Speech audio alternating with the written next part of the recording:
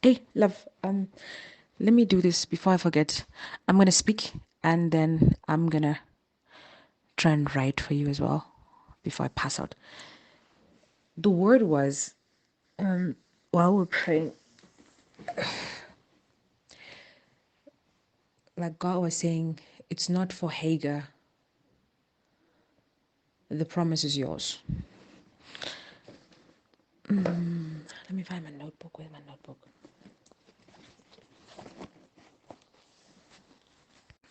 Okay.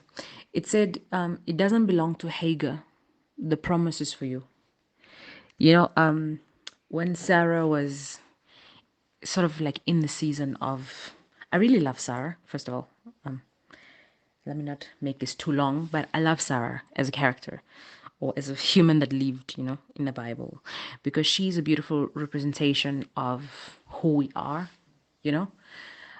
It's one thing to learn about faith from, people like Abraham, you know, whose faith was credited to him as righteousness. But it's another thing to learn faith or to learn the world through the eyes of like the Sarahs, right?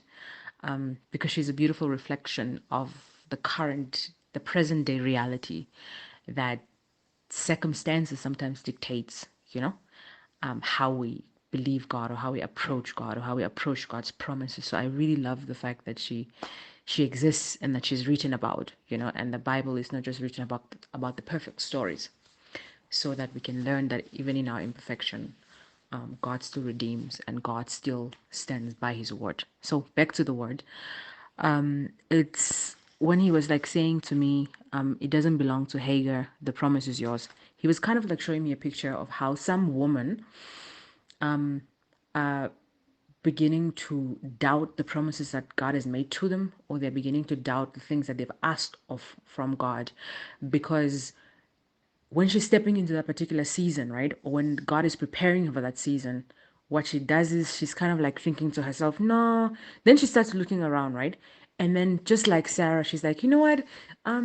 Maybe take my slave and sleep with her so that, this promise that is gonna come comes through her, right?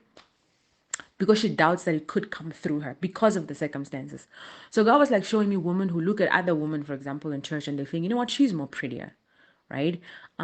She's more successful, she's more prominent, she's more this, she's more that. So perhaps this thing that I prayed for, she's more deserving it than me, right? She's more deserving of this than me. And then because of that, you kind of like shun the promises that God has for you. So God was like just wanting to remind women who are probably experiencing that, a woman who are doubting the things that they've prayed for and doubting God's promises to them, and just reminding them that, listen, it doesn't belong to Hagar, okay? The promise is yours.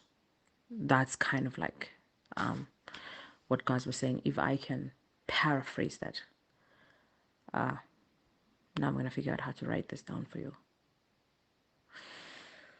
Anyways, good night.